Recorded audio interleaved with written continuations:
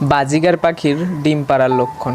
বাজিগার পাখি ডিম পাড়ার কিছুদিন আগে থেকেই তার হাঁড়িতে যাওয়া আসা শুরু করে, এমনকি অনেকটা সময় হাঁড়িতেই কাটায়। এমনকি হাঁড়ির মুখ কেটে কেটে সেটাকে বড় বানায়। এমনকি বাজিগার পাখির মাদি পাখিটি পুরুষ পাখিটির প্রতি বেশি সান্নিধ্য থাকে। তারা সবসময় নিজেদের ঠোঁটে ঠোঁট টোক্কা দিতে থাকে। পুরুষ পাখিটি মাদি পাখিটির ঠোঁটে টোকা দিতে থাকে।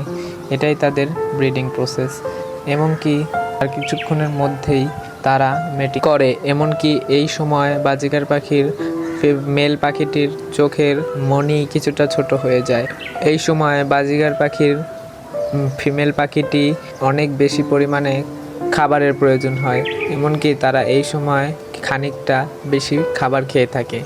এমনকি ডিম পাড়ার আগে মলের কিছুটা ব্যতিক্রম দেখা যায়।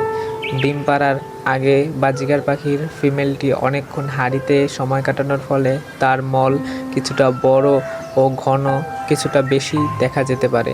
এটাই বাজিগার পাখির ডিম পাড়ার লক্ষণ।